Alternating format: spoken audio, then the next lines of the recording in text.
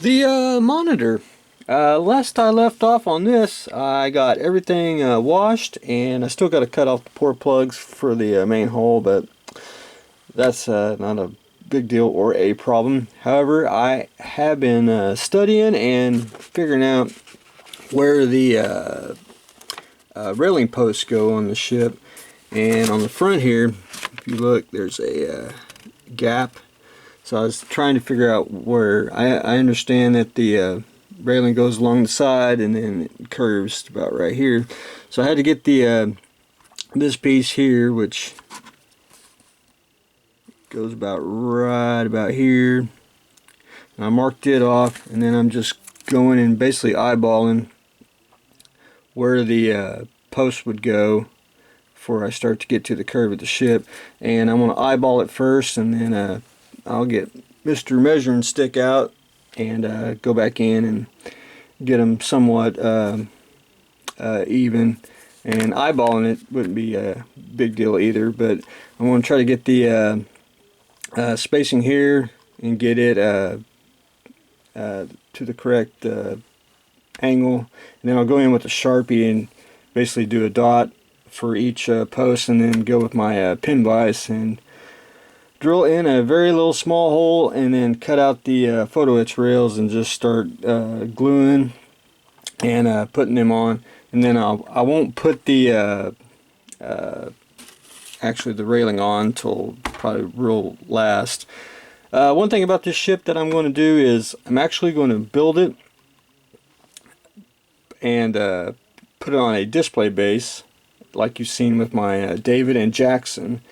And then I'm going to build this, I got a base coming from ODG, it's a water base, and I'm actually going to build this first on a wooden base, display base, and then I got the water base coming. I'm going to take the ship, I'm going to rip the rudder back off once I get it on and display, took pictures, and then put this on a water base, and I'll show everyone how we show what a water base looks like from ODG for this kit. So that should be a twofer, and should be interesting build. So that's where I am on the monitor, which is going to be, this part's going to be the slow part, but it's got to be done.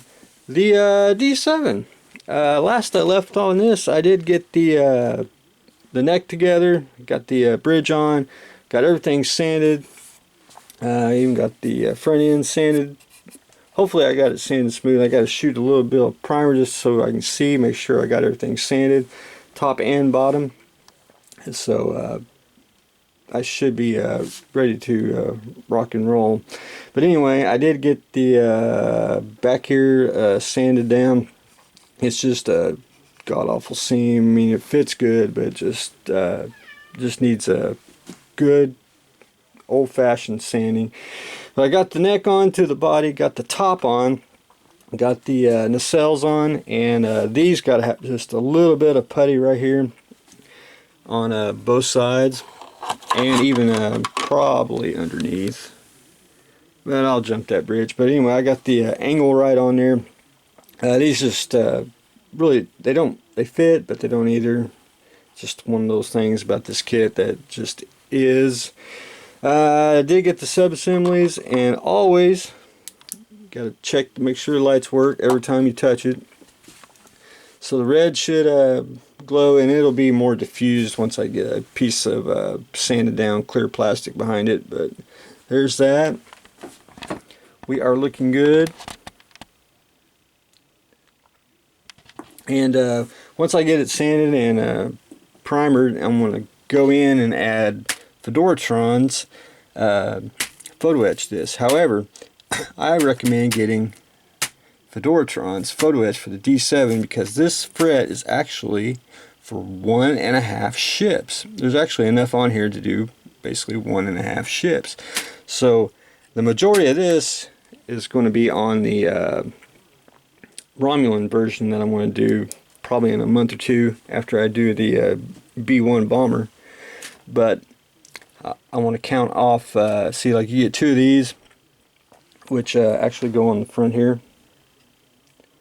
So I wanted to, I'll cut one of those off, and I'll cut one for the ball off and put it on the here, and It'll have a little bit, I won't waste the fret, and I'll have detail on the Klingon version of the D7, which I like to call the Proto Katinga, because I added the light in the back here. But anyway, D7 is taking shape.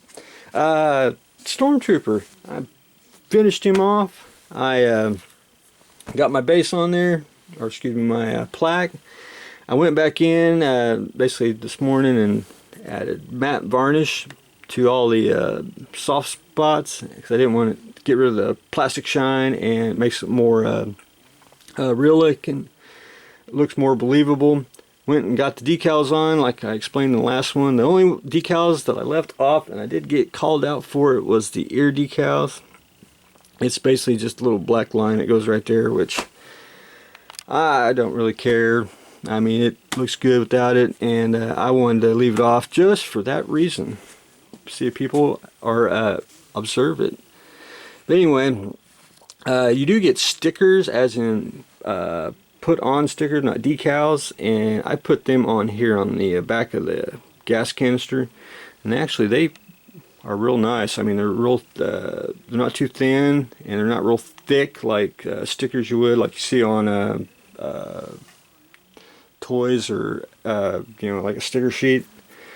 They fit real good. I even would recommend using the stickers from the model kit. But anyway, I think it turned out really well. Added the tulip to the joints, and of course future for the armor.